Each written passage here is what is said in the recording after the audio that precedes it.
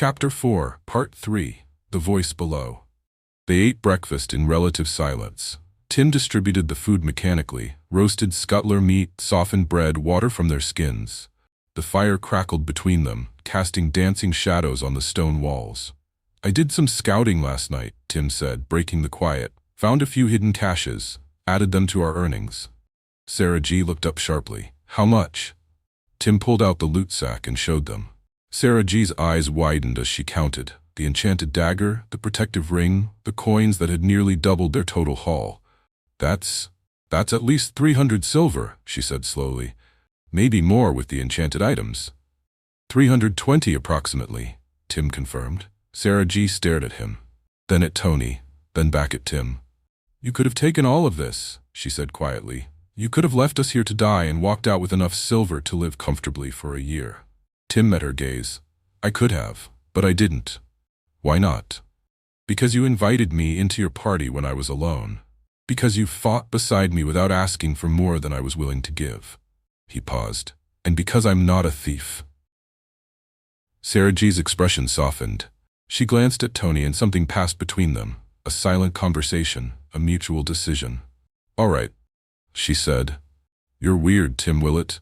You're secretive and you know way too much about dungeons, and sometimes you disappear in the middle of the night, but you've kept us alive. You've shared everything you've found, and that counts for something." Tony nodded slowly, though his hand still rested near his sword. "Agreed. Though I maintain my reservations." "Of course you do," Sarah G said with a slight smile. Then she winced, touching her shoulder. The wound from the third floor was healing, but slowly. Tim reached into his pouch and pulled out a vial. The liquid inside was pink, luminescent, swirling with its own internal light. He held it out to Sarah G. "Drink this." She took it carefully, turning it over in her hands. Her expression shifted from curiosity to shock. "This is a high heal potion," she whispered. "Yes." "Tim, these cost 20 large gold coins. Minimum." She looked up at him, eyes wide. "Where did you get this?" "Found it," Tim said. "In one of the caches." It was a lie. He'd found it in the second cache, true, but he'd known it would be there. Marrow had placed it specifically, a prize for adventurers who made it this deep. Tim had simply claimed it before the dungeon could use it as bait. Tony leaned forward, examining the vial. His expression was carefully controlled, but Tim saw the flicker of recognition in his eyes. Tony knew exactly how valuable this was. Knew that even someone with money, real money, noble money, would hesitate to spend 20 large gold on a single potion. "You're certain you want to give this to Sarah?" Tony asked quietly. "She's injured," Tim said, "and we have more floors to clear. She needs to be at full strength." Sarah G looked between them, then uncorked the vial and drank. The effect was immediate. The pink liquid seemed to glow as it went down, and Sarah G gasped. The wound on her shoulder sealed itself, flesh knitting together in seconds. The bruises on her arms faded. Even the exhaustion in her eyes cleared slightly. "Holy shit," she breathed. "I forgot what it felt like to not hurt." Tony watched with an expression Tim couldn't quite read. Longing, perhaps, or regret. Tim filed it away, another piece of the puzzle that was Tony. Someone who recognized expensive magical items, someone who understood their value intimately but couldn't afford them himself. Someone with knowledge that didn't match his current circumstances. "We should move," Tim said, standing. "We've got 8 more floors to clear." They descended. Floor 11, a maze of identical corridors designed to disorient. Tim navigated it without hesitation, leading them directly to the boss chamber. Floor 12, the second spring, exactly where Tim said it would be. They refilled water, rested briefly, continued. Floor 13. The monsters here were incorporeal, bone wraiths that phased through walls and struck from unexpected angles. Tim called out their positions before they appeared, as though he could see through stone. Floor 14. Another safe room. They didn't stop long. Floor 15. The boss was a massive skeletal dragon, wings spread across a cavern that shouldn't have fit inside the dungeon's physical dimensions. The fight took 20 minutes, but Tim directed them perfectly. Target the wing joints first, then the spine, finally the skull. It fell in stages, roaring defiance until the end. Floor 16. The air grew oppressive. Marrow's presence was everywhere now, thick and hostile, pressing against them like a living thing. Floor 17. They fought through in grim silence, exhaustion beginning to show despite Sarah G's healing. Tony's movements were slower. Sarah G's sword strikes lacked their usual precision. Floor 18. They emerged into a chamber unlike any they'd seen before. The walls were carved with symbols. Not the reality-warping marks from the entrance, but something older, more deliberate. Writing perhaps in a language that predated human civilization. Tim stopped dead. Sarah G bumped into him. "What is it?" "We're stopping here," Tim said. "What? We're one floor from the bottom. We can push through, finish this tonight." "No," Tim said sharply. "We stop here." "But..." I said no. There was an edge in his voice now, something harder than they'd heard before. Sarah G and Tony exchanged glances. "All right," Tony said carefully. "We'll make camp. There's a side chamber here that should be defensible." They set up in silence, the easy camaraderie from earlier floors replaced by tension. Tim kept glancing toward the corridor leading down to the 19th floor, his expression distant and troubled. Sarah G and Tony noticed. They said nothing, but they noticed. As they arranged their bedrolls, Tim heard it. A voice, small, young, afraid. Not Marrow's grinding stone and fury, but something else entirely. Something that shouldn't be here. "Help. Please, help me." Tim's head snapped toward the corridor. The voice was coming from deeper in, not the 19th floor, but somewhere beside it. A hidden passage, a secret chamber. "Stay here," Tim said abruptly. "What?" Sarah G asked. "Stay here, don't move. If anything approaches anything at all, don't fight it, don't even acknowledge it. Look away. Act like you don't see it." Tony stood. "What are you talking about?" "Just trust me." Tim was already moving toward the corridor. "I'll be back." Tim, but he was gone, disappearing into the darkness with impossible speed. Tony started after him, but Sarah G grabbed his arm. "No," she said. "I don't know where he's going, but I don't think we should follow." "Something is wrong," Tony said. "You heard the way he spoke. He's afraid." "Exactly. And if something scares the dungeon lord, I really don't want to meet it." Tony hesitated, then nodded reluctantly. They returned to the camp and sat in tense silence. That's when the book fell. It simply appeared in the air above them and dropped into Sarah G's lap. A leather journal, old but well-preserved, bound with a ribbon that had faded from red to dull pink. Sarah G picked it up carefully. The cover bore a name embossed in gold. "Lisa Taxon." "Lisa Taxon," Sarah G breathed. "I know that name. She's a legend, an adventurer from 4,000 years ago. They still tell stories about her in taverns." Tony leaned closer as Sarah G opened the journal. The first page was dated in an ancient calendar system, but the handwriting was clear, elegant. "I write this account so that others may understand what I have witnessed, so that the truth, however impossible, might survive when I cannot. I met him 3 months ago in a town whose name I have already forgotten. He called himself Samuel. He was young, perhaps 30 years old, with kind eyes and a quiet manner. He asked if I would travel with him into a newly discovered dungeon. I should have refused. I was an experienced adventurer even then, and something about Samuel felt wrong. Not dangerous, but othered, as though he existed slightly apart from the world. But I agreed, and in doing so I witnessed something no mortal should see." Sarah G read faster, her heart pounding. Samuel knew dungeons. Not the way adventurers know them, through experience and hard-won knowledge, but the way a wolf knows the forest or a fish knows the river. Intimately. Instinctively. Completely. He walked through traps I couldn't see. He killed monsters with single strikes to places I didn't know were vulnerable. He found treasure in impossible locations, and the dungeon spoke to him. I heard it myself, though at first I thought I was mad. The walls would whisper, the shadows would carry voices, and Samuel would respond, speaking to the dungeon as though it were a person. He called it by name, called it her, said she was afraid, and that he would not hurt her if she let us pass. The dungeon let us pass. Sarah G's hands trembled. She looked at Tony. "This is Tim. It has to be. The description, the abilities, everything." "His name was Samuel," Tony said quietly. 4,000 years ago. Different name, same person." Sarah G returned to the journal. On the final floor, Samuel stood before the dungeon's core, a crystalline heart pulsing with light, and he wept. I asked him why. He said, "Because she chose to live, and so I must spare her. But so many others choose pride over life, and I must kill them. I am what they made me to be, death incarnate, the flaw in their perfect design." I did not understand then. I'm not certain I understand now, but I know this. Samuel was not human, not in any way that matters. He was something else, something the gods created by accident when they made the dungeons. He was the dungeon lord, and he will walk this world forever, dying and being reborn, until the last dungeon falls. The journal continued for several more pages, documenting other dungeons Lisa and Samuel had explored together. But Sarah G's eyes were too heavy to continue. The words blurred. Exhaustion pulled at her like a physical weight. She tucked the journal into her pack beside Scholar Vero's treatise, lay back on her bedroll, and was asleep within seconds. Tony remained awake, watching the corridor where Tim had disappeared, his sword across his knees. Tim followed the voice through passages Marrow hadn't shown him. That alone was alarming. His dungeon hacker ability showed him everything. Every trap, every monster, every chamber.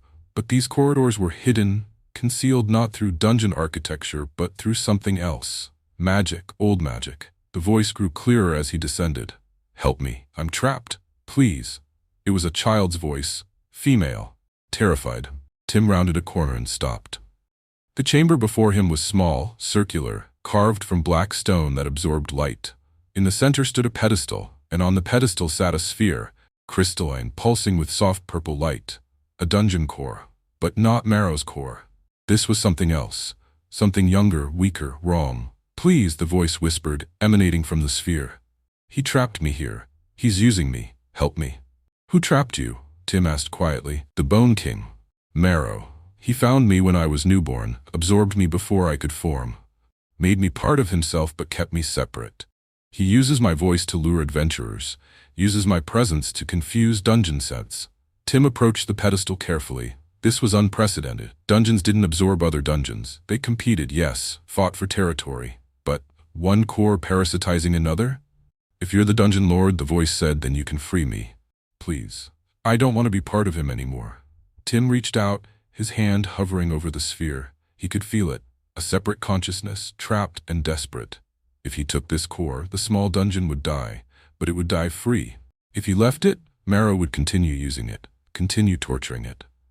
"I can free you," Tim said softly, "but you'll die." "I know, but I'll die as myself, not as his weapon." Tim closed his hand around the sphere. It dissolved instantly, the purple light fading as the consciousness within found release. A sense of gratitude washed over him, brief, profound, and then gone. The chamber shuddered. Marrow's presence exploded into Tim's awareness, no longer restrained or distant, but immediate and furious. "You took her. You killed her. You will die for this." The walls began to crack. The ceiling groaned. Tim ran. He burst back into the 18th floor to find Sarah G and Tony asleep by the campfire. He grabbed Sarah G's pack, slung it over his shoulder, and shook Tony awake. "We have to leave," Tim said. "Now." Tony was on his feet in seconds, sword in hand. "What happened?" "No time. Wake Sarah. We're leaving." "We haven't killed the final boss. We're not going to." Tim's voice was hard, brooking no argument.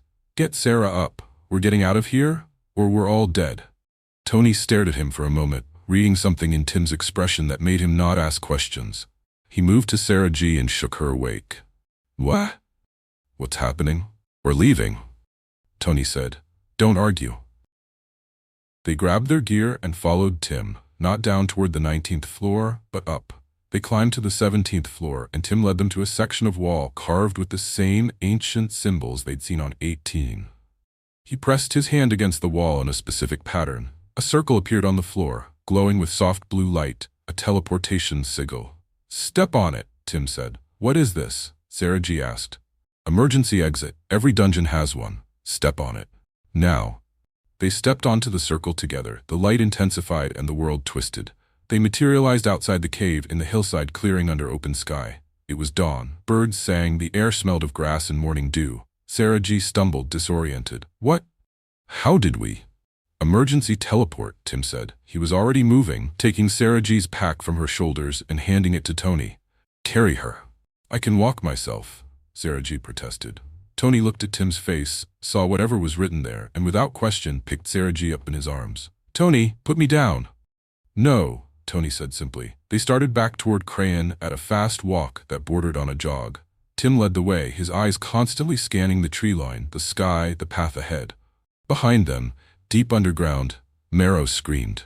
The sound carried on the wind, a roar of rage and grief and promised vengeance. Sarah G heard it, went very still in Tony's arms. "What was that?" she whispered. "The dungeon," Tim said without turning. "It's angry." "Why?" "I'll explain later. Right now we need to get to town. Get behind walls. Get somewhere safe." "Safe from what?" Tim didn't answer. They walked faster. Behind them, the entrance to the Bone Warrens pulsed with sick purple light, and deep in its 19th floor, Marrow's core burned with a fury that would not be easily satisfied. The Dungeon Lord had taken something from him, and Marrow would have his revenge. Chapter 4, Part 4. The Death of a Dungeon, the Birth of a Labyrinth. The screaming started before they reached Cran's gates. It echoed across the hills, through the forest, a sound like stone tearing itself apart, mixed with something that might have been a voice. People in the field stopped working, looking toward the western hills with wide, frightened eyes. Children clutched their parents. Dogs howled. Tim, Tony, and Sarah G broke into a run. They reached the town gates as the screaming intensified. Guards stood at attention, hands on weapons, staring toward the sound's origin with barely concealed terror. "Let us through," Tim said. The guards didn't argue. They recognized adventure plates, saw the urgency in Tim's expression, and stepped aside. The three of them ran through Cran's streets, past civilians gathering in confused clusters, past shuttered windows and barred doors, straight to the guild hall.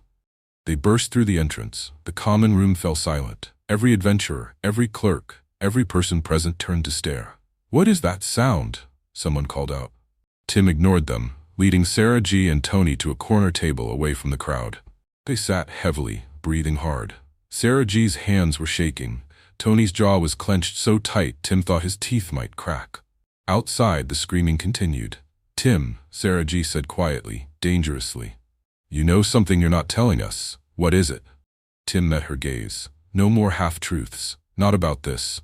That dungeon core I freed," he said. "It was a baby core, kidnapped. Marrow, the Bone Warren's dungeon, it absorbed the baby before it could fully form, used it as part of itself, used its power to grow stronger, used its voice to lure adventurers, used its presence to confuse dungeon sense." He paused. "That shouldn't be possible. Dungeons don't parasitize each other. It's an abomination." "And you killed it," Tony said.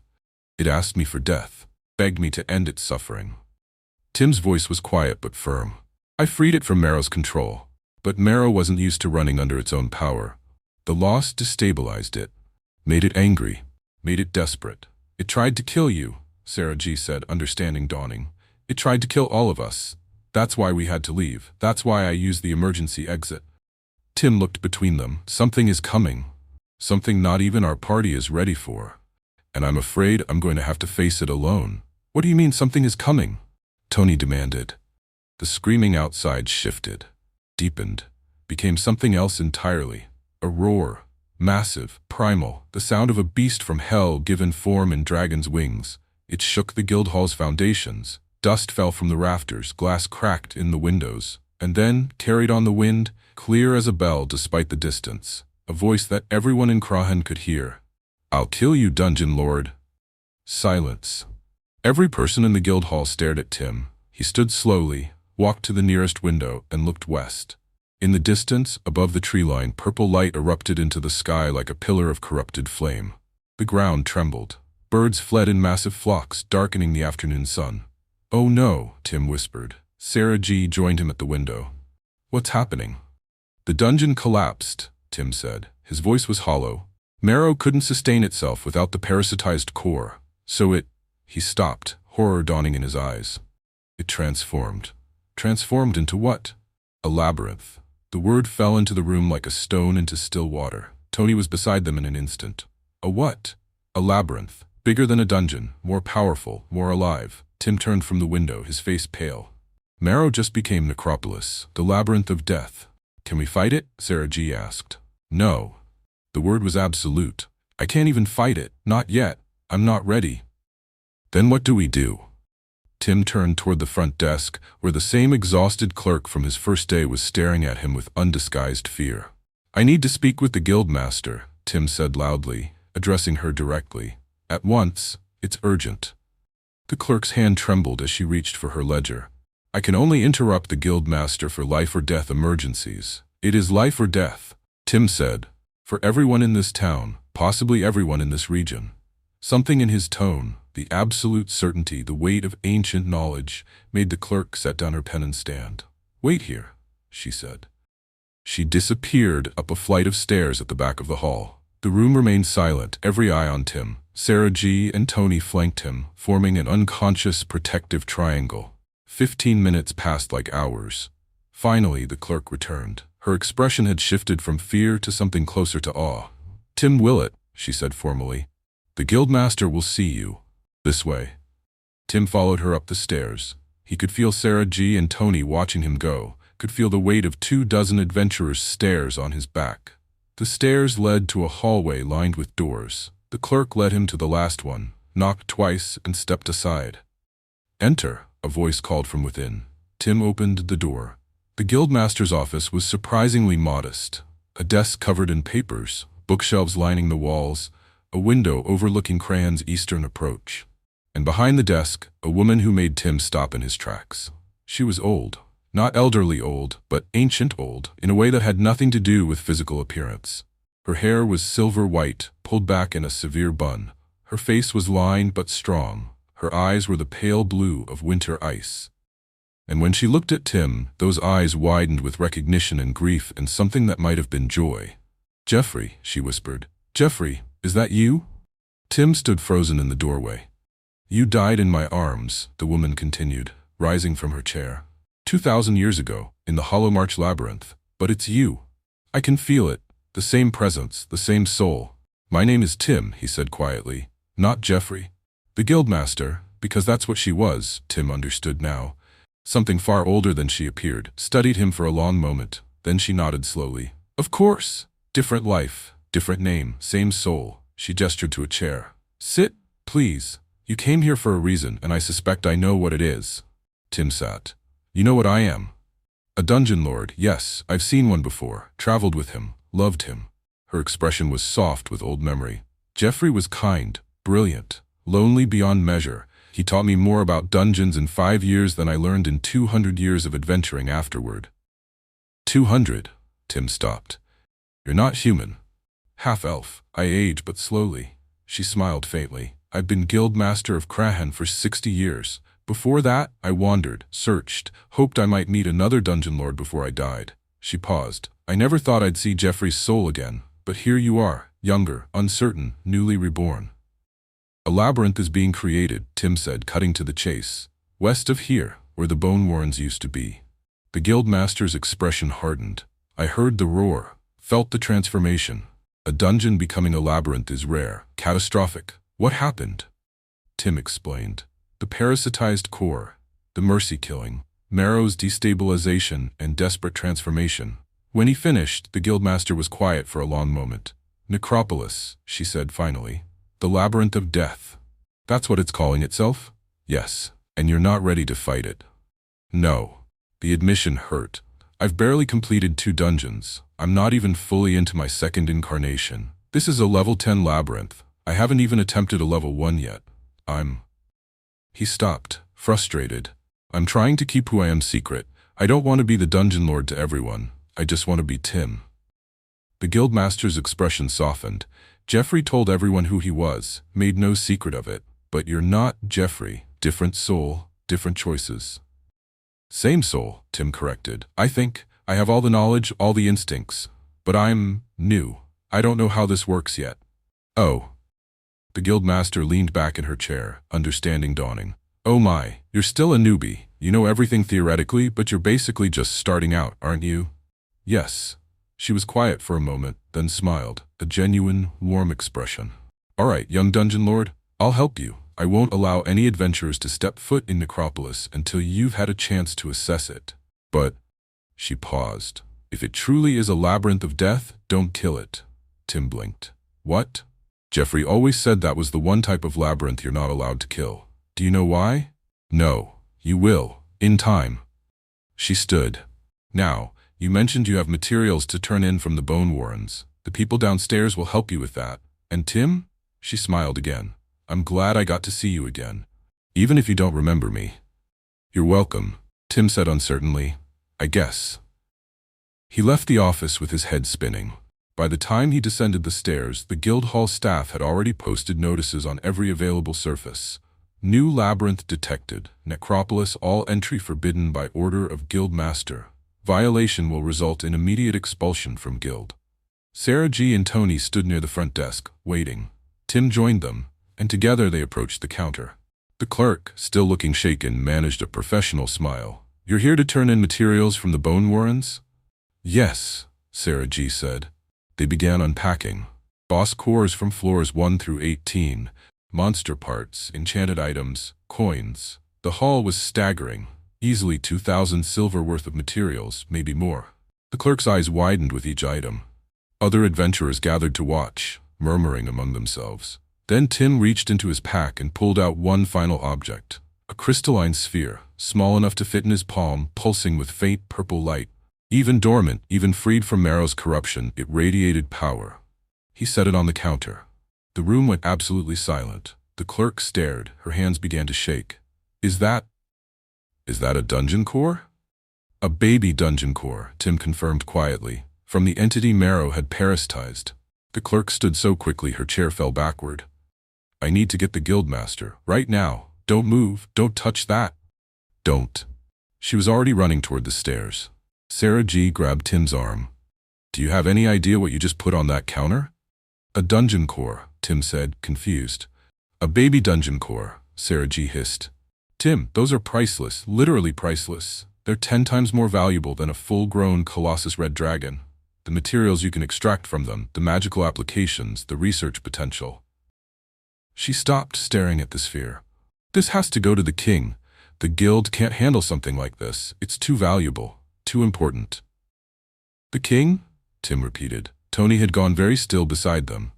His face was pale, his breathing shallow. What does that mean? Tim asked, looking between them. Sarah G. turned to him, her expression caught between disbelief and dawning realization. It means we're going to be granted nobility. Anyone who brings a baby dungeon core to the crown receives automatic ennoblement. It's law, precedent dating back hundreds of years. Nobility, Tim said slowly. The concept felt foreign, irrelevant. I don't want to be a noble. You don't have a choice, Sarah G. said. She was grinning now, a wild, slightly manic expression. Tim, do you understand what this means? I'm a common adventurer. My family are farmers. I've never even met nobility. And now, she laughed, a short, breathless sound. Now I'm going to be noble, because of you. Tim looked at Tony. The tall man had dropped to one knee, one hand pressed against the floor as though the world had tilted beneath him. Tony? Tim asked, concerned. Tony's face was unreadable. But for the first time since they'd met, emotion bled through, raw, unguarded, impossible to hide. His family were barons. He'd been kicked out of the succession for lacking magic, reduced from first in line to nothing, forced to fend for himself, to survive as a common adventurer, to hide his background and pretend he'd never known wealth or status. And now, because of a dungeon core, he would be granted marquis status. Higher than his entire family, higher than anyone in his bloodline. I can't breathe, Tony whispered. Sarah G. dropped beside him. Hey, it's okay. Breathe, just breathe. Tony sucked in air, his shoulders shaking. My family, I was nothing. Less than nothing, and now? Now you're a marquis, Sarah G. said softly. Higher than them, all of them. Tony looked up at her, then at Tim. His eyes were wet. Thank you, he said, his voice breaking. I don't know what you are, Tim Willett. I don't understand how you do the things you do, but thank you. Tim didn't know what to say. He hadn't known about the nobility aspect, hadn't understood what the core would mean. He'd simply brought it because it seemed wrong to leave it behind. Wrong to let it dissolve back into ambient mana. The Guildmaster descended the stairs with the clerk in tow. She stopped when she saw the core on the counter, her expression shifting from professional calm to genuine shock. A baby core, she breathed. Tim, where did you? It was the entity Marrow parasitized, Tim explained. I freed it. It dissolved, but the core remained. I brought it with us. The Guildmaster picked up the sphere carefully, cradling it like something infinitely precious. This changes everything. The guild will contact the capital immediately. The king's men will need to assess this, determine compensation, arrange ennoblement. She looked at Tim, Sarah G., and Tony. Congratulations, the three of you are about to become some of the most important people in the kingdom. Sarah G. was still grinning. Tony was still trying to breathe. Tim just felt tired. When will the king's men arrive? Tim asked. 3 days, perhaps. Maybe less if they use teleportation. The guildmaster set the core on a velvet cushion the clerk had produced. In the meantime, I suggest you rest. Prepare. And Tim, she met his gaze. Don't go into Necropolis alone. Not yet. Give yourself time. Give yourself space to grow into what you are. Tim nodded.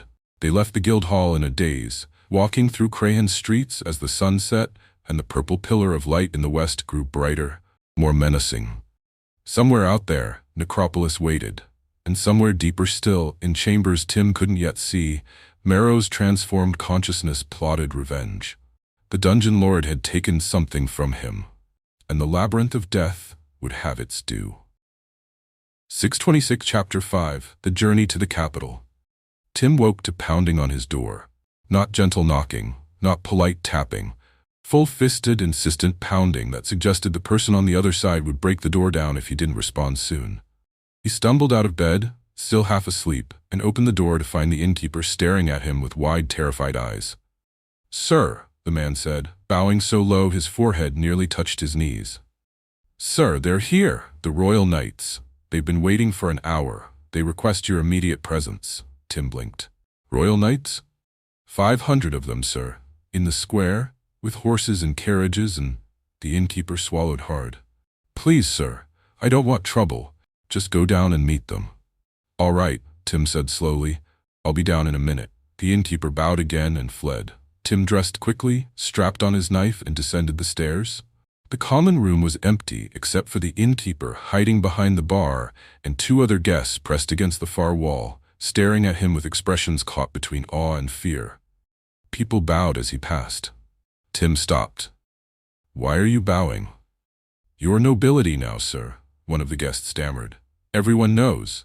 The whole town knows. You brought a baby dungeon core to the king. You're going to be a marquise." Tim had forgotten about that. In the chaos of the past 2 days, the labyrinth's creation, the emergency meetings, the nightmares about Marrow's screaming, he'd completely forgotten about the ennoblement. "Right," he said. "I'm still just Tim, though." The guest bowed lower. Tim gave up and walked outside. The square was transformed. 500 royal knights stood in perfect formation, their armor gleaming in the morning sun, their shields emblazoned with the kingdom's crest, a crown over crossed swords. Their horses were magnificent creatures, pure white with braided manes and silver-trimmed tack. Banners snapped in the breeze.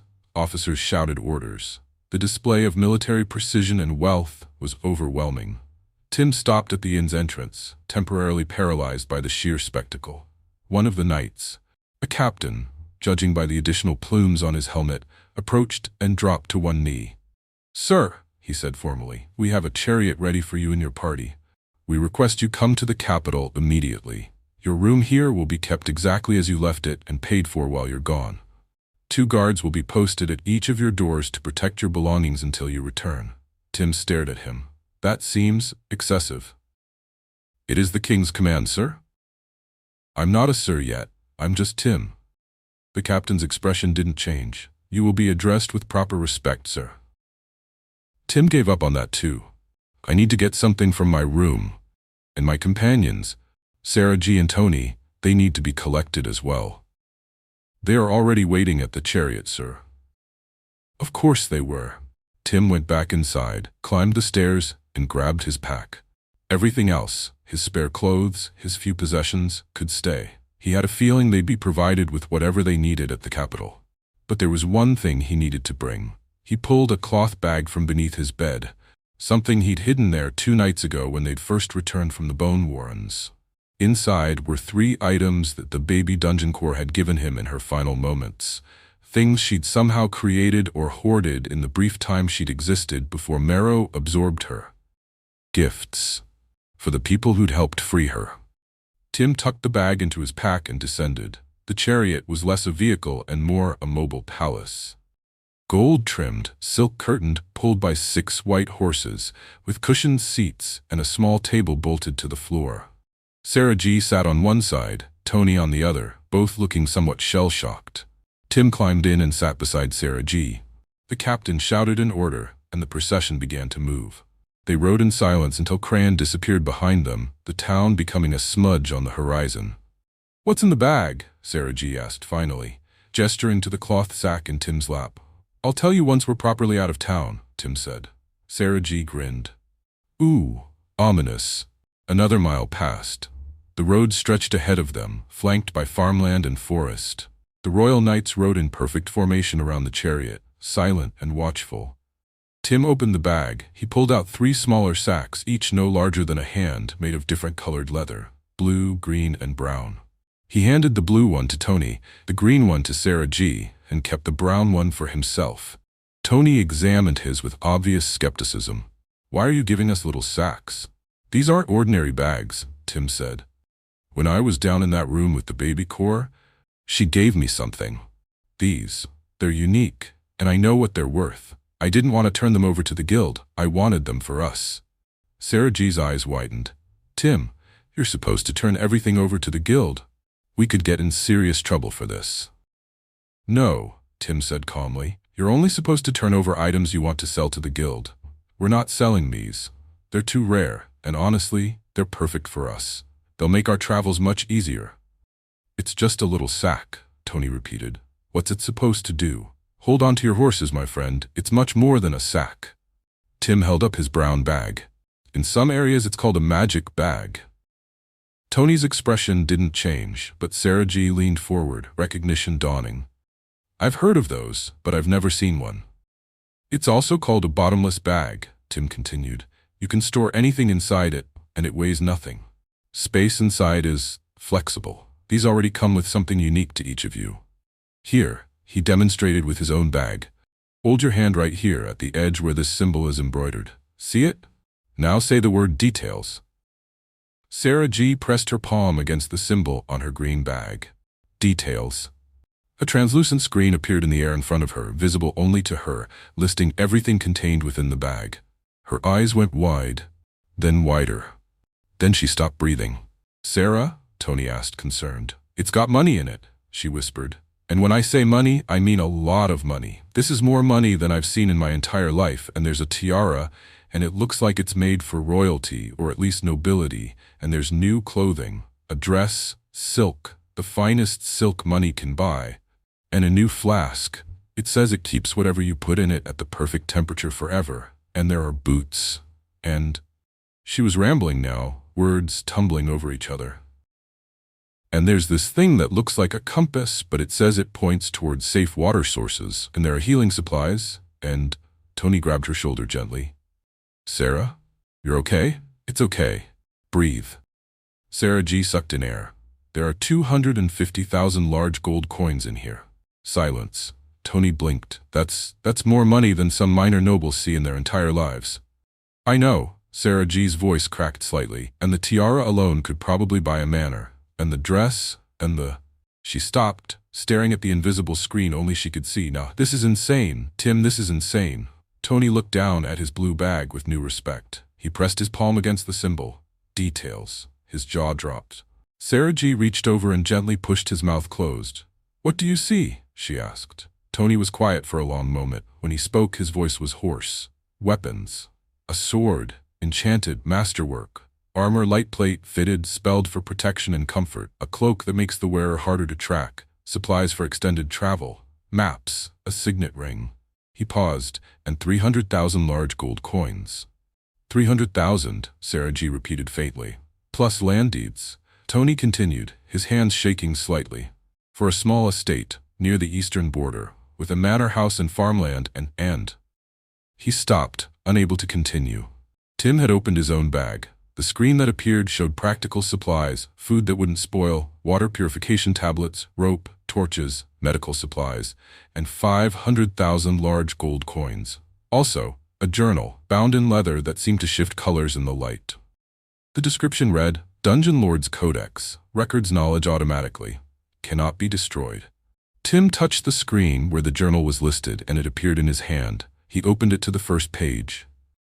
This codex will record all dungeons you encounter, all mechanics you learn, all knowledge you gain. It is yours, and yours alone. May it serve you well across your many lives. The handwriting was feminine, elegant, achingly young. The baby core's final gift. Tim closed the journal carefully and looked up to find both Sarah G. and Tony staring at him. She gave us these, he said quietly. The baby core. In the moments before she dissolved, she wanted us to have them, wanted to thank us for freeing her. Sarah G.'s eyes were wet. She was generous. She was kind, Tim corrected, and she was suffering. This was all she could give. They sat in silence for a while, processing. The chariot rolled on, the royal knights maintaining their formation, the landscape slowly changing from farmland to forest to rolling hills. Finally, Tony spoke. Thank you, he said, looking at Tim, for not turning these in, for keeping them for us. They were meant for us, Tim said simply. It would have been wrong to sell them. Sarah G. tucked her green bag into her pack with reverent care. Tony did the same with his blue one. Tim added the journal to his brown bag and set it aside. So, Sarah G. said after another long silence, we have 2 weeks of travel ahead of us, and we've been avoiding the obvious conversation. Which conversation? Tim asked, though he knew. The one where you explain what you actually are. Sarah G. met his gaze steadily. I've read 2 journals now, one by Scholar Varro, one by Lisa Taxon. Both talk about the Dungeon Lord. Both describe someone who sounds exactly like you, just with different names and faces across thousands of years. Tony nodded, and the dungeon called you Dungeon Lord. Out loud. We all heard it. Tim looked between them. They deserved the truth. They'd fought beside him, trusted him, followed him into danger without fully understanding what he was. All right, he said, I'll tell you, but it's going to sound insane. Everything about you sounds insane, Sarah G. said. We're used to it by now. Tim took a breath and began. He told them everything. About waking in the forest with memories that weren't his but were. About the knowledge etched into his soul. 10,000 years of dungeon encounters across multiple incarnations, all compressed into instinct and understanding. About being a flaw in the god's design, a mistake that reincarnated every 1,000 years with full memory retention. He told them about his abilities. Dungeon Hacker, which let him see every trap, every monster, every path the moment he entered a floor. Dungeon Reader, which permanently recorded every new mechanic. Final Blow, which let him kill dungeon spawn monsters instantly by striking their failure points. He told them about dungeons being alive, male and female, afraid and proud and capable of choice, about how he could speak to them, hear them, understand them in ways no one else could. He told them about labyrinths, bigger, older, more dangerous than dungeons, about how he was supposed to kill every labyrinth he encountered, though he didn't yet know why. He told them about the hero dungeon that would appear someday, 5,000 years after his first incarnation, designed specifically to kill him.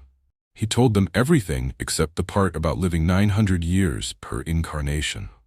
That felt too large, too incomprehensible. They were already struggling to process the rest.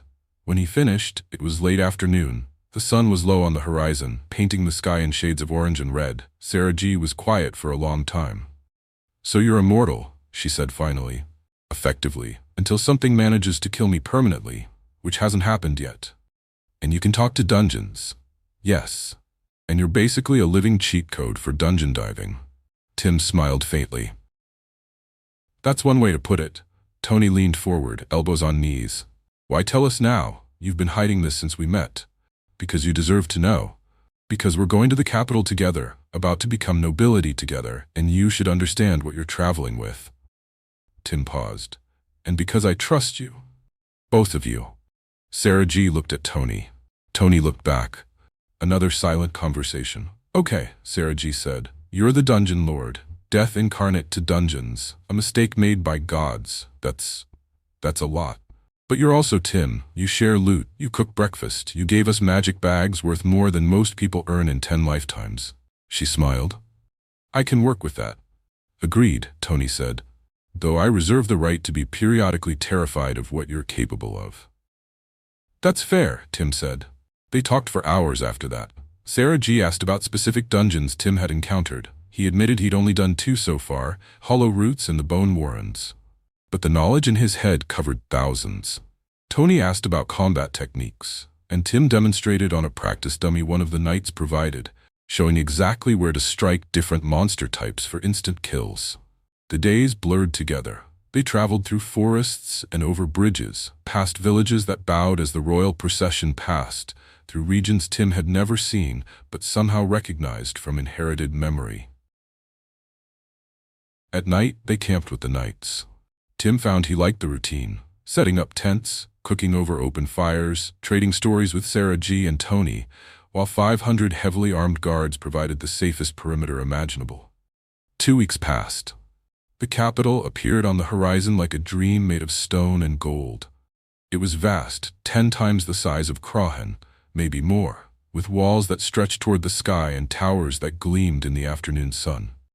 Banners flew from every rampart. The roads leading to the city were paved with actual cobblestones, smooth and well-maintained. "I've never seen anything like this," Sarah G whispered. "I have," Tony said quietly. "Once, when I was very young." They passed through the gates into chaos, organized by sheer force of bureaucracy. The streets were packed with people, carts, animals, merchants shouting, children running, guards directing traffic. The royal knights formed a protective wedge around the chariot, preventing the crowd from pressing too close. They were taken to a district near the palace. Not the palace itself, but close enough that the towers loomed overhead. A series of buildings marked with the kingdom's crest stood in a neat row, clearly designed for visiting nobility. "You'll be staying here while the court prepares," the captain explained as they disembarked. "Meetings with officials, paperwork, protocol training. The process takes time, usually a month or 2. 2 months, Sarah G asked, sometimes longer for ennoblements of this significance. The captain gestured to 3 attendants waiting nearby. "They'll show you to your rooms. Meals will be provided. You're free to explore the city, but please inform the guards before leaving the building." The rooms were extraordinary.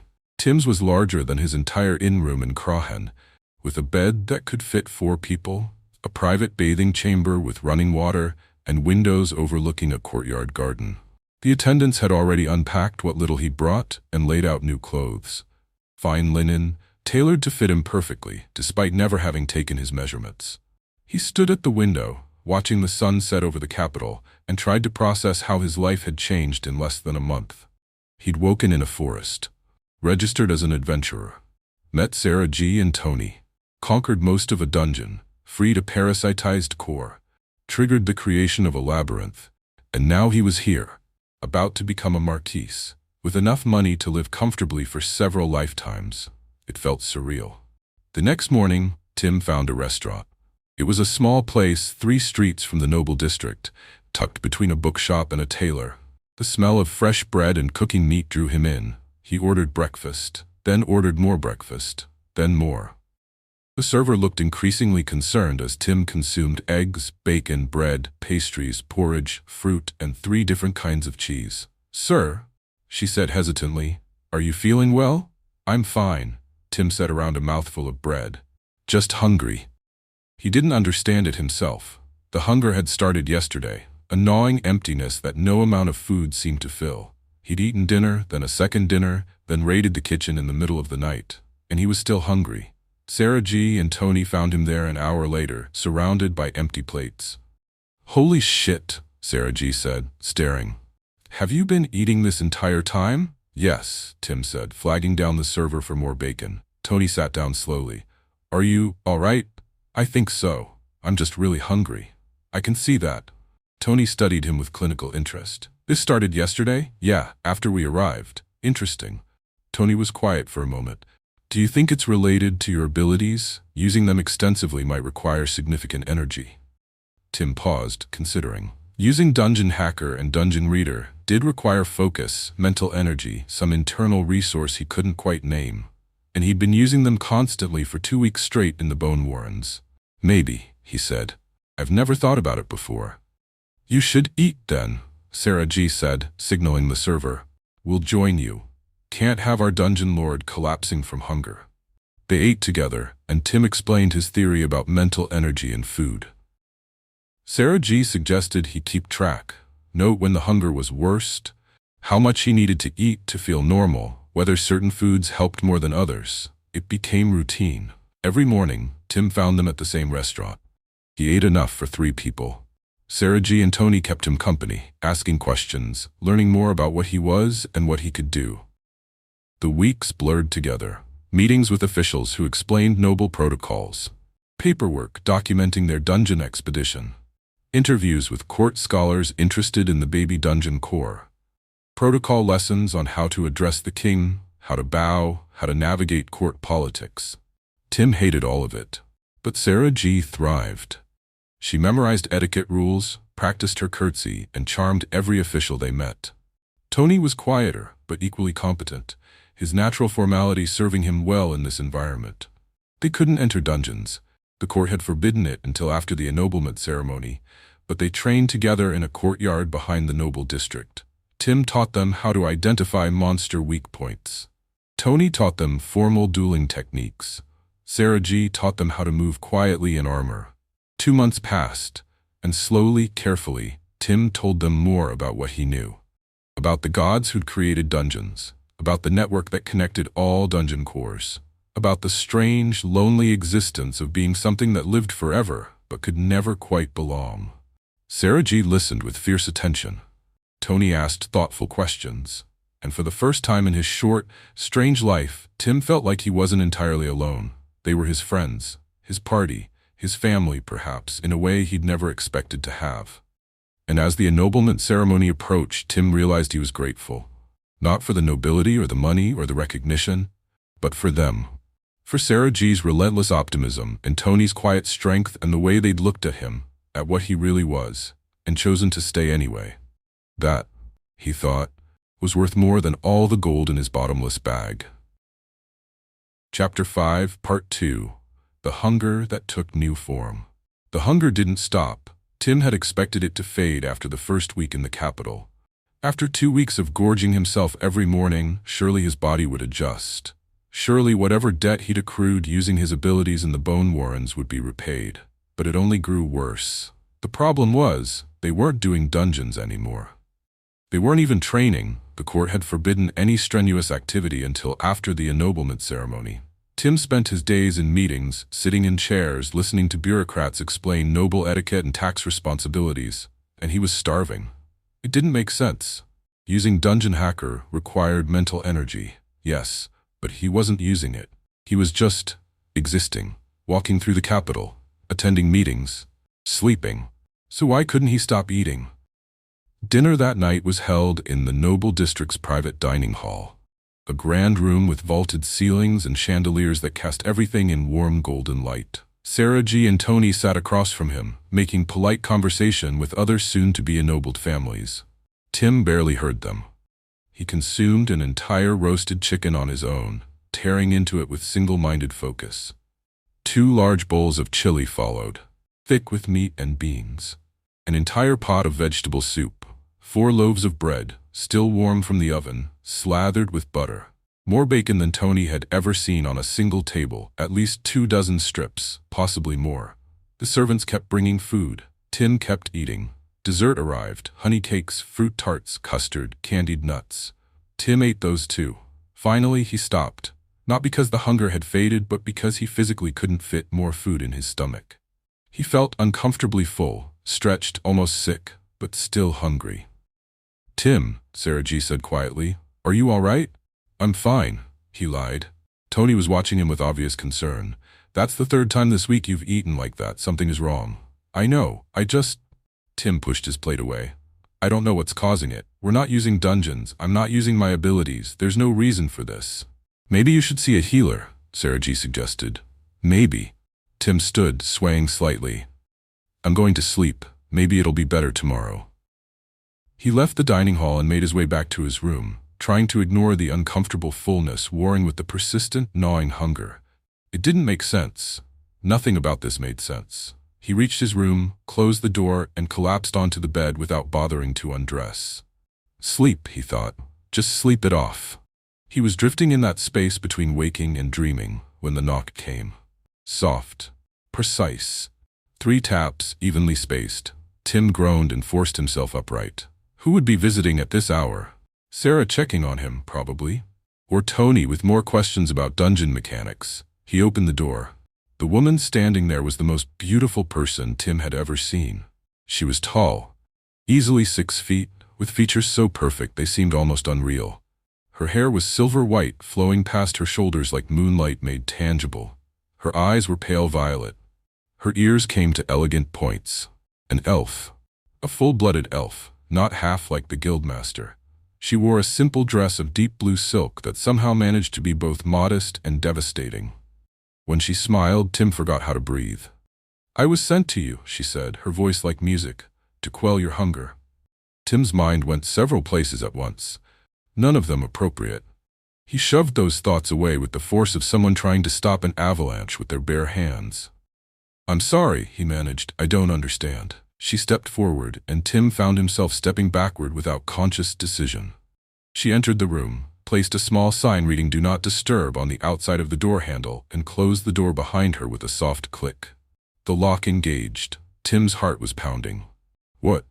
"Sit," she said, gesturing to the bed. He sat. She remained standing, studying him with those impossible violet eyes. "You are newly awakened. First incarnation. The hunger you feel is not physical." Tim blinked. "What? Your soul remembers 10,000 years of existence. Your body is new. The dissonance creates needs, hungers that cannot be satisfied by food alone." She moved closer, and Tim had to fight the urge to scramble backward across the bed. "I am Silthara. I have served dungeon lords before. I know how to help." "Help how?" "By anchoring you." She knelt before him, bringing her eyes level with his. "Your soul is trying to remember how to exist in a mortal body. It forgets that bodies need more than knowledge. They need connection, touch, presence. I don't." Tim's thoughts were fracturing. "This doesn't make sense." "It doesn't have to." Siltara reached out and took his hand. Her skin was warm, impossibly soft. "Just trust me. I'm going to help you remember how to be human." She began to hum, a wordless melody that seemed to resonate in Tim's bones. The hunger shifted, changed, became something else entirely. Not a need for food, but for something deeper, more fundamental. For grounding, for reality, for proof that he existed beyond the endless cycle of death and rebirth. Silthara placed her other hand over his heart. "Breathe with me." Tim breathed. The world settled. The hunger receded. For the first time in weeks, Tim felt present in his own body. "Better?" Silthara asked. "Yes," Tim whispered. "What did you do?" "Reminded you that you're alive, that this incarnation matters. That you're not just knowledge and duty, but flesh and blood and choice." She smiled. "You'll need to do this periodically. The hunger will return. But now you know what it really is. And you were sent? By who?" "Someone who knows what you are. Someone who wants you to succeed." Silthara stood. "I'll return when you need me. Until then, eat when you're hungry. But remember, food alone will never be enough." She walked to the door, paused, and looked back. "Welcome to your first life, Tim Willett. May it be kinder than the ones that follow." Then she was gone. Tim sat on the bed, staring at his hands, trying to process what had just happened. The hunger was still there, but muted now. Manageable, like background noise instead of overwhelming static. He lay back and for the first time in weeks fell into dreamless sleep. Tony had been coming to check on Tim when he saw the light beneath Tim's door go dark. Must be turning in for the night, Tony thought. He'd check on him in the morning. He found Sarah G in the hallway. "Tim's asleep. Want to explore the city? See what the nightlife is like?" Sarah G brightened. "Absolutely. I've been cooped up in meetings for 2 months. I need to see actual people doing actual things." They left the noble district and wandered into the entertainment quarter. Music spilled from taverns, laughter echoed off cobblestones, street performers juggled fire and sang bawdy songs. They chose a tavern at random, the Silver Stag, and pushed open the door. The music stopped. Every person in the room turned to stare at them. Conversations died mid-sentence. A man holding a mug halfway to his mouth froze. Sarah G glanced at Tony. "Why are they looking at us like that?" "They know who we are," Tony said quietly, "or what we're about to become." A woman near the bar whispered to her companion, "That's the Dungeon Core party, the ones being ennobled." The atmosphere shifted. Not hostile, exactly, but wrong. People smiled too widely, spoke too carefully, created space around them like they were fragile glass that might shatter if touched incorrectly. Sarah G felt suddenly, achingly out of place. "Maybe we should leave," she said. Tony nodded. Agreed. They retreated to the street. The moment the door closed behind them, the music started again. The conversations resumed, life returning to the tavern as though they'd never been there. "That was awful," Sarah G said. "That's nobility," Tony said quietly. "People treating you differently because of what you are, not who you are." Two men in fine clothing approached from a side street. They bowed precisely, not subservient, but respectful. "Forgive the interruption," one said, "but I'm guessing you would like some nightlife?" "We just tried," Sarah G said. "It didn't go well." "Common establishments aren't appropriate for people of your station," the second man said gently.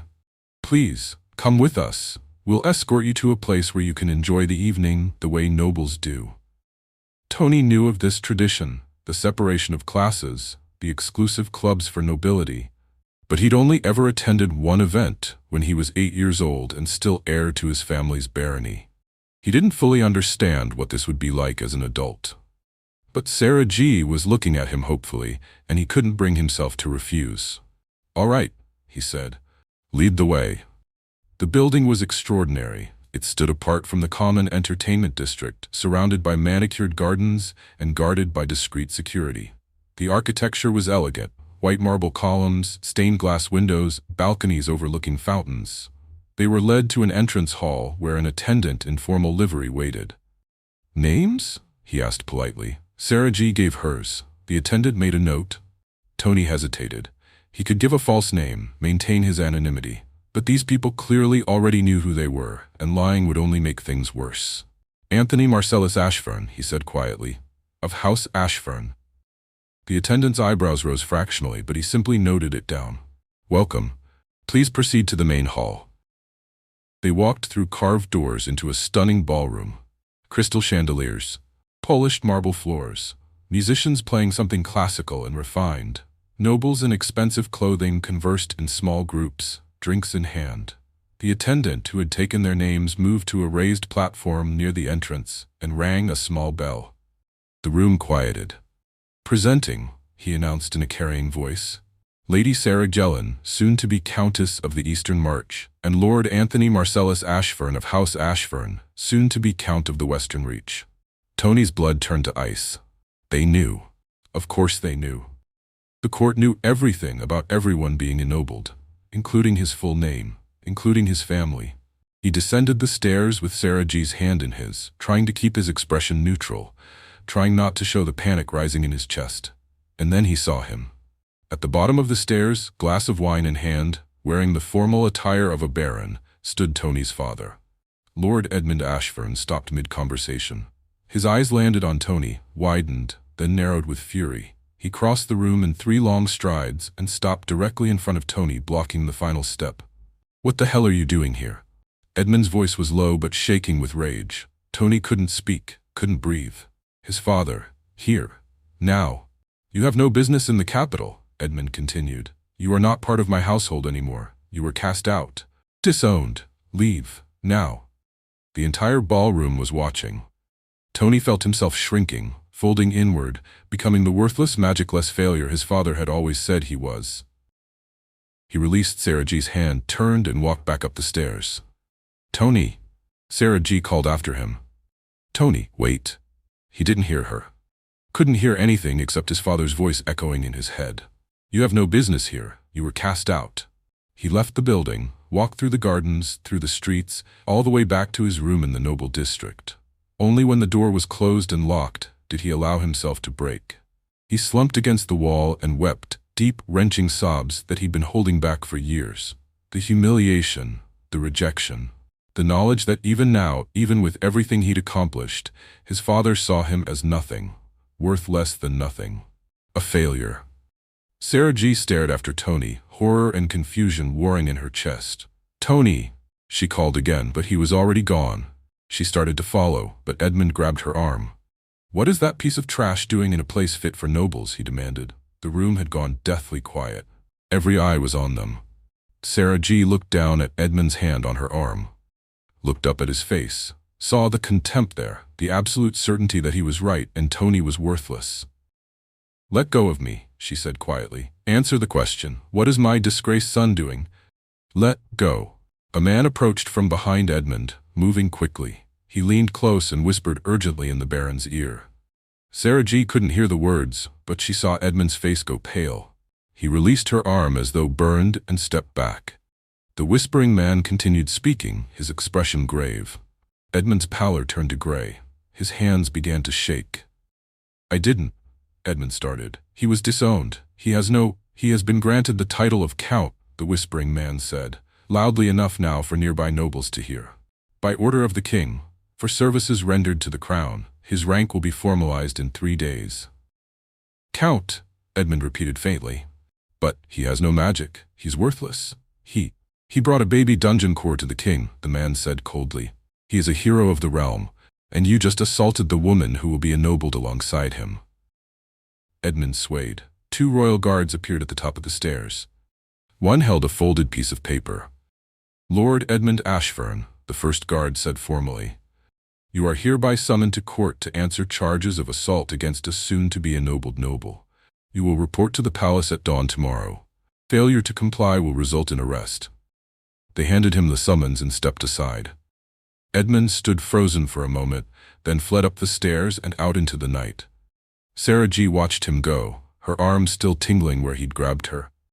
"I'm sorry you had to witness that," the whispering man said quietly. He was older, distinguished, with kind eyes. "Lord Ashfern is troubled. His son's success must be difficult for him to accept." "Tony's not trash," Sarah G. said, her voice shaking. "He's brave and brilliant and loyal, and he's my friend." "I don't doubt it."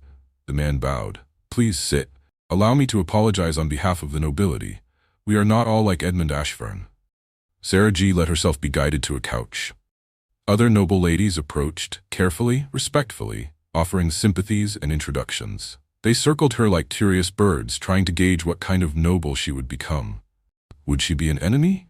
An ally? Someone to cultivate or someone to avoid? Sarah G. couldn't bring herself to care. She accepted wine from a servant, then more wine. The nobles used delicate crystal glasses and poured from bottles older than Sarah G.'s entire bloodline. The wine tasted strange. Not bad exactly, but weak. Watered down compared to the ale and grog she'd grown up drinking. After 6 glasses, she stopped caring about that too. The edges of the world softened. Conversations became pleasant background noise. Someone was talking about estate management, someone else about breeding horses. Sarah G. nodded along, understanding perhaps 1 word in 3. At some point, she stood, or tried to. The room tilted. "I think I need to go home," she announced to no one in particular. A gentleman appeared at her elbow, young, handsome, perfectly respectful. "Allow me to escort you, my lady." Sarah G. didn't argue, couldn't argue. The world was spinning now, pleasant and soft and entirely uncooperative. The gentleman picked her up easily, carried her like she weighed nothing, and transported her back to the noble district. He brought her to her room, where her assigned maids waited, and gently set her on the bed. "Take care of her," he said to the maids. "She's had a difficult evening." The maids nodded and began removing Sarah G.'s shoes, loosening her dress, preparing her for sleep. The gentleman left, closing the door softly behind him. Sarah G. lay on the bed, staring at the ceiling, thinking about Tony crying alone in his room and how unfair the world was and how much she hated nobility already. Then she fell asleep and dreamed of nothing at all. Chapter 5, Part 3. Meeting the King. Sarah G. and Tony found themselves at breakfast almost every morning, sitting at the same table in the same restaurant, ordering the same meals. But Tim stopped showing up. The first morning they assumed he'd overslept. The second, they figured he was sick. By the third morning they decided to check on him. 2 royal guards stood outside Tim's door, armored and armed, faces impassive. "We'd like to see our friend," Sarah G. said politely. "Lord Willett is not receiving visitors," one guard replied. "Is he okay?" "Lord Willett is fine. He is occupied." Sarah G. frowned. "Occupied with what?" Before the guard could answer, a sound came from behind the door. A groan, low, almost pained, followed by what might have been a gasp. Sarah G.'s eyes widened. "What is he?" Another sound, deeper. Definitely Tim's voice, making noises she'd never heard him make before. Tony's face went carefully blank, then a grin started to creep across his features, slow and knowing. "Oh," he said quietly. "Oh, what?" Sarah G asked. Tony leaned close and whispered something in her ear. Sarah G's mouth fell open. "Oh no. I don't need to know that. I really don't need to know that." Tony was outright grinning now. Good for him. Tony? What? He's been miserable for weeks. If he's found a way to... I said I don't need to know. Sarah G grabbed his arm and dragged him away from the door, her face burning. Behind the door, completely oblivious to the guard's presence or his friend's mortification, Tim lay face down on a massage table while Silthara worked on his back muscles. "You're extremely tense," she said, digging her elbow into a knot near his shoulder blade. Tim made a noise that was half groan, half whimper. "That hurts." "It's supposed to. You've been holding stress in your shoulders for weeks." She moved to his arms, stretching them in ways that made joints pop. "Your body doesn't know how to process what your soul remembers. Physical grounding helps. Is this going to take long? As long as it takes." Silthara moved to his legs, pressing deep into the muscle. "Stop squirming." Tim made another undignified noise and tried very hard not to think about what this must sound like from outside. 4 days passed. Tony and Sarah G went shopping in the capital, exploring markets and boutiques, spending some of the wealth from their bottomless bags on things they'd never imagined owning. Tony bought books. Sarah G bought clothing that actually fit properly. They ate at restaurants, attended a theater performance, and carefully avoided talking about what was happening in Tim's room. On the 4th morning, Tim appeared at breakfast like nothing had happened. "Morning," he said, sliding into his usual seat. Sarah G and Tony stared at him. "Where have you been?" Sarah G demanded. "My room." "Why?" "For 4 days." "Has it been 4 days?" Tim blinked. "I lost track of time." Tony was grinning again. Sarah G kicked him under the table. "Are you feeling better?" Tony asked, managing to keep his voice neutral. "You seem relaxed." "Much better." Tim ordered breakfast. Still substantial, still enough for 2 or 3 people, but nowhere near the apocalyptic quantities he'd been consuming before. "The hunger's under control now. I feel like myself again." "Good," Sarah G said firmly, refusing to think about what under control might have involved. "That's good." They ate in companionable silence until a gentleman in royal livery approached their table and bowed. "Lord Willett, Lord Ashfern, Lady Gellin, you have been summoned to court. The king is ready for you." The 3 of them exchanged glances. "Now?" Tim asked. "As soon as you finish your meal, my lord." They finished quickly. Sarah G abandoning half her breakfast, Tony gulping down his tea, Tim somehow still managing to clear his entire plate, and followed the gentleman outside. A chariot waited, surrounded by nearly 100 royal guards in full ceremonial armor. The procession moved through the capital's streets with horns blaring and banners flying, drawing crowds of onlookers who stopped to stare and point. "This is excessive," Tim muttered. "This is nobility." Tony said quietly. They arrived at the palace. It was even more magnificent up close. White stone towers reaching toward the sky, stained glass windows depicting historical battles, gardens that looked like they'd been sculpted by master artists. The guards led them through entrance halls lined with statues and tapestries, up marble staircases, through corridors that seemed to stretch forever. Finally, they were brought to an antechamber. "You'll prepare here?" The gentleman said. "Your formal attire has been provided." 3 doors led off the antechamber. Servants waited by each one. Sarah G was taken through the left door by a trio of maids. Tony was escorted through the center door by a dignified butler. Tim was led through the right door by an elderly man with measuring tape around his neck. The doors closed. Sarah G's preparation room was overwhelming. The maids worked with practiced efficiency, stripping her out of her common clothing and into something extraordinary. A gown of deep green silk, the same color as her bottomless bag, with gold embroidery along the hem and sleeves. It fit perfectly, like it had been made specifically for her body, molded to every curve. One maid did her hair, braiding it in an elaborate style Sarah G had only seen on noble ladies. Another applied subtle cosmetics. The third brought out a tiara, delicate silver worked with small emeralds, and placed it carefully on Sarah G's head. "You look beautiful, my lady," the head maid said softly. Sarah G stared at herself in the mirror. She looked like someone else entirely, someone important, someone who belonged in palaces, someone who was absolutely terrified. Tony's preparation went more smoothly. The butler helped him into formal attire: black trousers, a deep blue coat with silver buttons, a white shirt so fine Tony could see through it in bright light. Everything fit perfectly, tailored to measurements that must have been taken weeks ago. A necklace was placed around his neck, a heavy silver chain with a pendant bearing his family's crest, the symbol of House Ashfern, which he'd thought he'd never wear again. "You wear it well, my lord," the butler said. Tony touched the pendant, his throat tight. "Thank you." Tim's preparation was not going well. "This isn't going to fit," the elderly tailor said, holding up a coat and comparing it to Tim's torso with obvious dismay. "It fit when you measured me 2 months ago," Tim protested. "Yes, well, you've gotten fatter since then."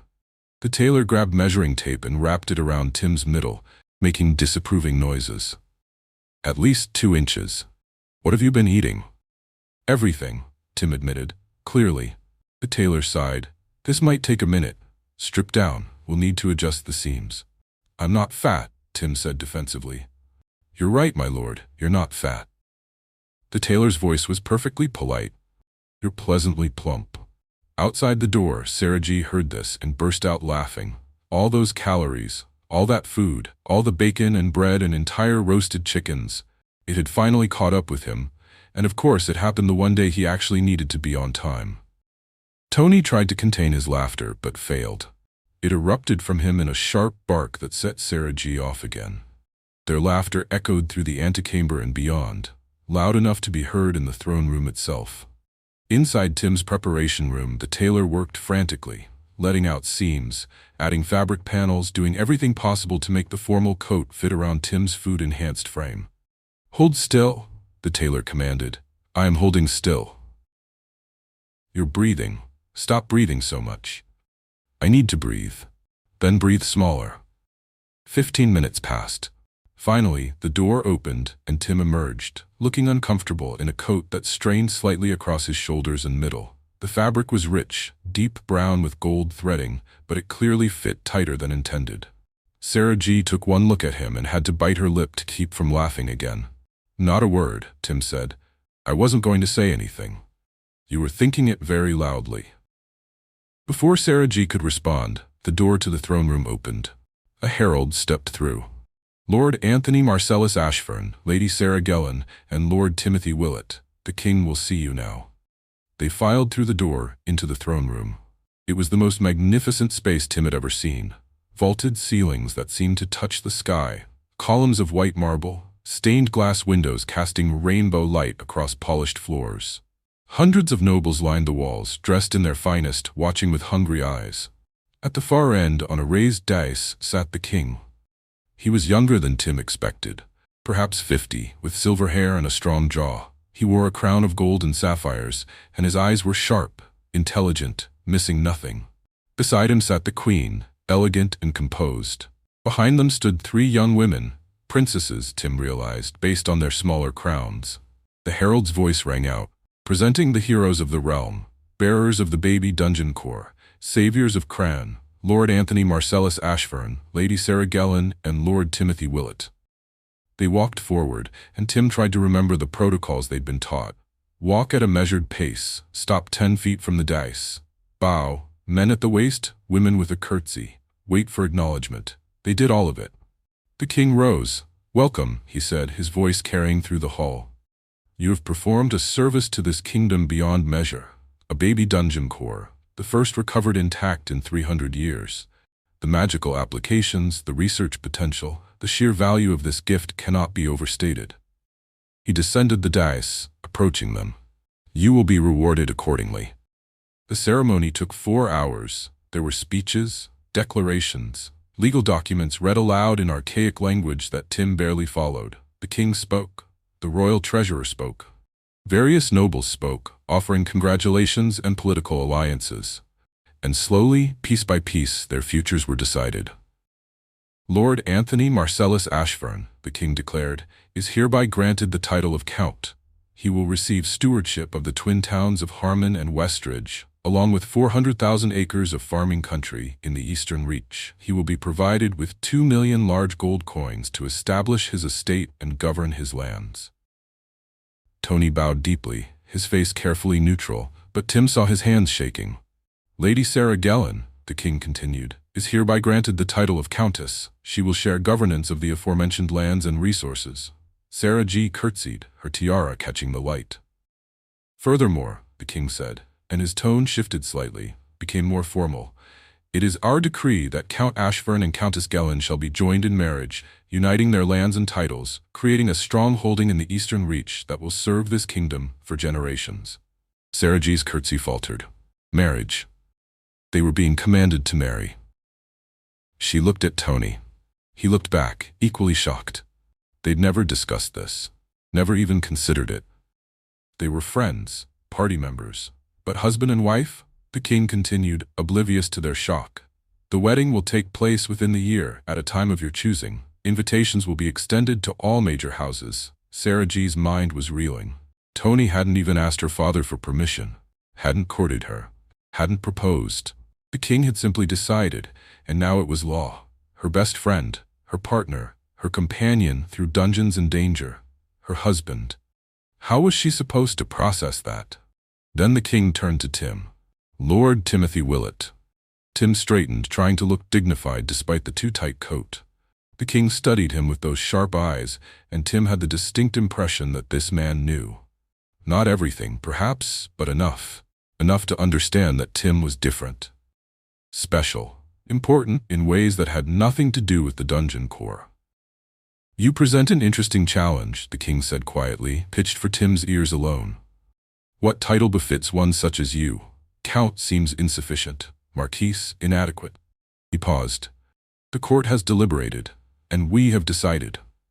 He raised his voice, addressing the entire throne room. Lord Timothy Willett is hereby granted the title of Duke. He will receive stewardship of the Moray cottage and manor in the Lendary Moss settlement. He will govern the towns of Carolina and Jaludia in the northern Esquire district. He will control 10,000 acres of prime farmland and hold ownership rights to 2 operational dungeons within his territory. Murmurs rippled through the assembled nobles. Duke was a significant title, high-ranking, powerful, influential.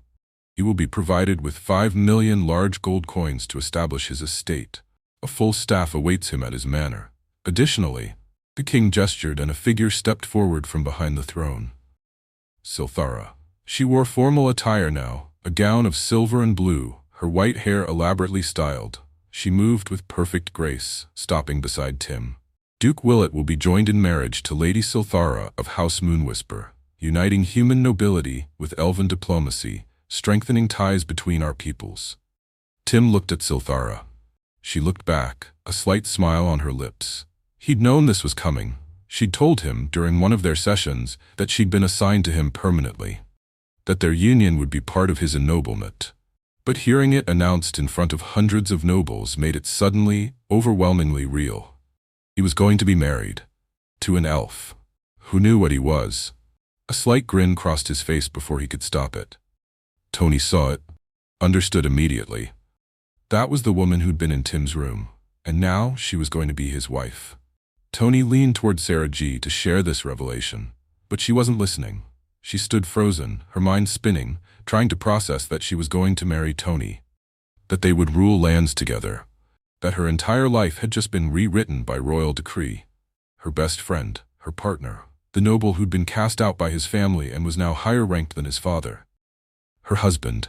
The word felt strange, foreign, terrifying, but also not entirely unwelcome. She glanced at Tony. He was watching her, uncertainty in his gray eyes, silently asking if she was okay. Sarah G took a breath and nodded slightly. They'd figure it out. Together. By 6 o'clock, the ceremony was complete. They were led out of the throne room in different directions. Tony and Sarah G toward carriages that would take them to their new estate in the Eastern Reach. Tim toward a different carriage heading north to his duchy. We'll see each other again, Sarah G called as they separated. Right? Of course, Tim said. We're still a party. Distance doesn't change that. You're a duke now, Tony pointed out. You outrank us. I'm still Tim, Sarah G grinned. Pleasantly plump Tim? I'm going to regret that forever, aren't I? Absolutely. They were pulled apart by attendants and guards, loaded into separate carriages, sent to separate futures. Tim settled into his seat beside Silthara as the carriage began to move. So, we're married. We will be, Silthara corrected. The ceremony is in 2 weeks. You'll have time to adjust. 2 weeks. Is that a problem? Tim thought about it, thought about the hunger that had nearly consumed him, the grounding Silthara had provided, the knowledge that she understood what he was and didn't fear it. No, he said finally. I don't think it is. Silthara smiled and took his hand. The carriage rolled north toward a manor Tim had never seen, to govern lands he'd never visited, to begin a life he'd never imagined. Behind them in the palace, Lord Edmund Ashfern waited in a small antechamber to be called before the king. He knew it wouldn't go well. He'd assaulted a soon-to-be countess. His disowned son had been elevated above him. Everything he'd believed about blood and magic and worth had been proven wrong. He would grovel. He would beg. He would do whatever necessary to keep his title, his lands, his dignity. The door opened. A guard gestured for him to enter. Edmund stood, straightened his coat, and walked into the throne room to face judgment. The door closed behind him.